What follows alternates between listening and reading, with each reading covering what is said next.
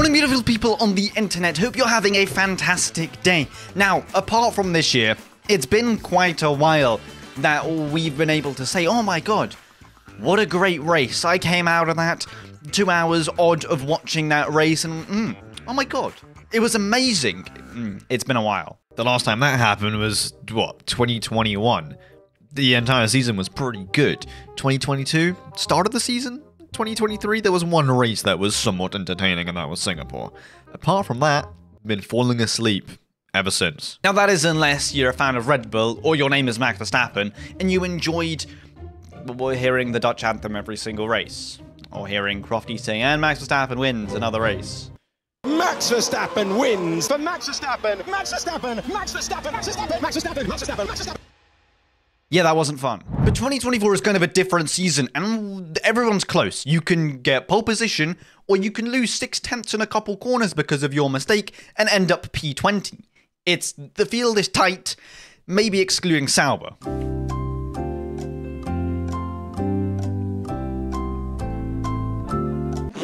Bless you. Rumour has it with their pace, they're still stuck in Bahrain. On a pit stop somewhere, probably. Yet the cars are close, but there's still competition everywhere, and, you know, points matter. And they especially matter for Alpine, who have kind of fallen from grace since last year, scored a couple podiums. But now, fucking struggling to score points. Best drives of 2024? Let's go. Subscribe and like, I don't know why you wouldn't. Let me know if you want to see 2 videos a week or 3 videos a week upon your requests. I will make sure that I will do 2 or 3, depending on what you want. Subscribe and like, otherwise there won't be a championship battle, and subscribe and like, otherwise I will cry, because I want to hit 10k before the end of the year, so do it now. Now I feel like Gasly's been showing everybody of why his name is Pierre Gasly and why he's a race winner. I mean, he's been slapping up Esteban Ocon the entire season, Esteban Ocon has been dropped, and so on and so forth. Gasly has been scoring some points in the oh-so-treacherous Alpine. That was like here last year and now fallen all the way down here. It's kind of shocking. A team that had their engine, well, Alpine engine, it won a couple championships with Red Bull. Now that being gone and the livery being awful. Brother,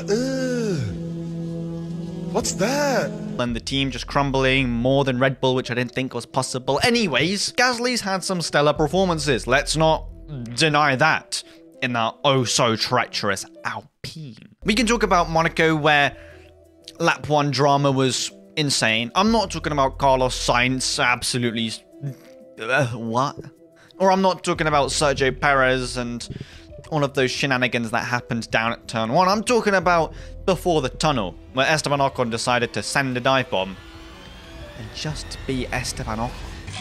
Now, if I were in my car, I'd look at that space and go, well, that's too small. And then I'd go find another.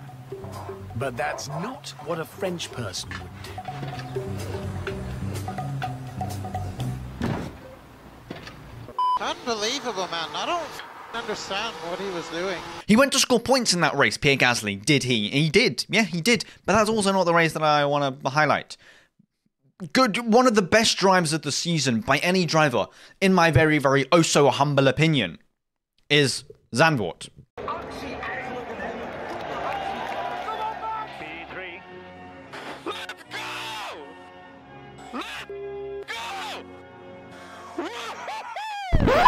Oops, my bad. That was 2023. Alpine do not have the facilities to get anywhere near P3 this year. Zandvoort by Gasly. That entire race weekend, I feel like he was just fragging out. Like, genuinely. He didn't put a foot wrong in any session. Practice. Alpine didn't look, well, on Gasly's side, it didn't look awful. He got into Q3 for the first time in however long. Yeah, it's been a while. And then he starts in P8. Cool. The race, he scores points, P9, or else his teammate finishes P15. Now, if there's not like a big difference in skill level shown in that race, I'm not sure. And keep in mind, that's an Alpine. There's no downforce whatsoever. Zandvoort is one of the most downforce-wanting tracks. And Gasly managed to pull a performance like that. I was speechless, stunned, watching him drive around like that. It was pretty cool. He did score a podium there last year. So, well. The 9th round of the season begins in 5, lights, time. And the Canadian Grand Prix is underway. Now, I think it would be rather disrespectful to not include Verstappen. You know, Verstappen's great and all. He puts in performances every single weekend that are kind of stunning. I mean, last race in Zandvoort. Hey, dumbass, I think you mean Singapore. Where Brody just... How are you finishing P2 while Sergio Perez is barely getting in the points? Your car is ass. It's not meant to do that. The championship is slipping away like Lightning McQueen's championships fights were slipping away in those dying last moments of the Piston Cup.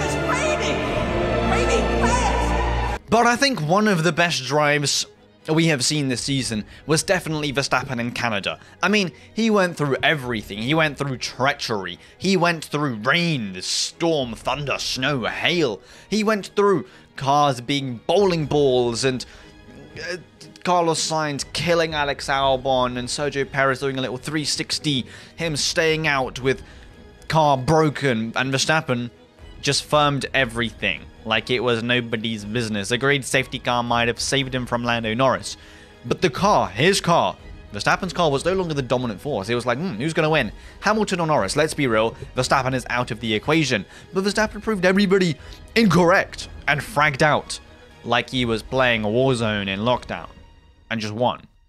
And speaking of gamer moments, this is what Verstappen does in sim racing. Don't mess around with the big MV. You've got Kwiatkowski that slid on through. Max Verstappen, I think, is making a statement, and it's going to be ugly. That's for sure. Just give it a sec. What are they doing now? Just wait. Well, just wait. Here we go. There's the statement. yeah. Also, Dutch anthem, right? We heard that. Okay. I'm gonna be honest. That one of the best races that we've seen in quite a while, like genuinely a while, was definitely Silverstone this year. Conditions were variable. All right, boom. The streets of England. Hear what I'm trying to say to you, yeah? No one t-shirt business. It's called Naras down there. See all down there? Blitzkrieg. Double up, double up, double up, double up. See you over there? Extra clothes. Wellies, Mudfest. Well, there was stuff happening. There was stuff happening everywhere. There was collisions. There was George Russell blow in the way that we didn't expect, because usually it's him crashing into someone, but this time it was just his engine went poof, kapoof, like Verstappen did in Australia. Sad times, sad times. There was Alex Albon scoring points. There was Lance Stroll scoring P7 ahead of Fernando Alonso. Really? That really happened? There was Lando Norris messing up another win. There was Verstappen remembering that he's a good driver, and although he might be in a treacherous Red Bull, he can still put up good performances. There was the failures of Charles Leclerc. There was the failures, the big failures of my GOAT, my humble king, Sergio Perez.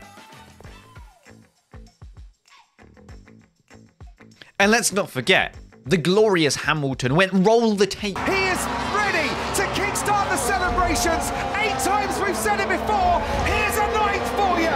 Lewis Hamilton wins the British Grand Prix. What a victory. Hamilton is back. But one driver that I haven't included yet, one driver that has stood out in that race particular and the race before in Austria. Mwah. Creme de la creme type-esque turning the steering wheel and applying throttle and braking. It was incredible. Now, the reason why Nico Hülkenberg is taking one of the best drives of the season in Silverstone is because he finished P6. You might be asking, he finished P6 in Austria. Bit fortunistic because of whatever happened between Norris and Verstappen, right? P8. But this, on-track P6, agreed, George Russell might have retired. But who cares? Who cares? It was great. Nico Hülkenberg in a Haas P6. That is unexpected. That's like, what, do you want to rewind back to 2018 when they were actually good? Or all right, should I say? Those two races, or Silverstone in particular, I think showed that Nico Hülkenberg isn't just that replacement driver that everybody thought he was when he was with Aston Martin. No, he's so much more. And I think that from then he just signed the contract with Audi and was like, hey, I'm sorry to end your career. What's it? I'm sorry to end your career, Kevin Magnussen. Shouldn't have been rude to me all those years ago. Now, in a day and age where it's kind of become, well, a lot of people are hating on Lando Norris for this, that, and the other. can't win a race, can't have a proper good start, kind of acts like a child and bickers a lot. I don't know, you tell me, do you hate the guy? I don't know. But in that day and age where I think people are swaying towards supporting other drivers rather than him because he's actually showing his true colours, Oscar Piastri is going to step into the limelight and taken over as the Aussie guy who everybody likes. He's likeable, he's fast, he's... I don't know. And I think he has had one of the best drives in this entire season, and that is, of course, in Baku, where... Can he drive? Can he drive?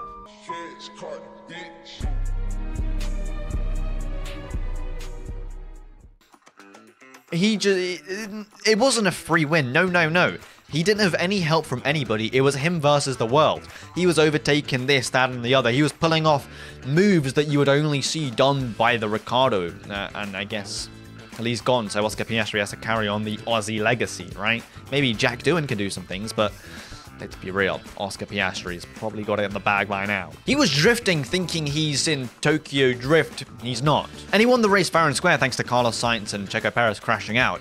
But he would have won the race either way. It was a great drive, one of the best wins of the season by far. It wasn't like, yeah, cool, we have the fastest car. Just drive and win like Lando had in, actually, all 3 of his races. In all 3 of his race wins. Oscar Piastri had to fight for it, and I think that showed that he could fight with the top dog and not crumble. Well, he didn't crumble, clearly. The Iceman, people are calling him. They're calling him the old James Hunt. They're calling him the hero of the sport. And who knows? If I had to bet my money on who would outperform who next year in McLaren, I'm putting my entire stack of cash on Piastri. Because, well, he just looks like the Iceman, doesn't he? Although Oscar Piastri did win in Baku, it kind of makes up for his terrible, terrible, terrible loss in Monza, where he was going to win the race. It was a clear win. He overtook Lando Norris and blah, blah, blah. It was easy. It was free, but then his tyres left him. They said goodbye, like Peter Pan's shadow. And he had to pit again, whilst Charles Leclerc stayed out, risked his entire life, risked blowing up and dying right then and there. And Oscar Piastri...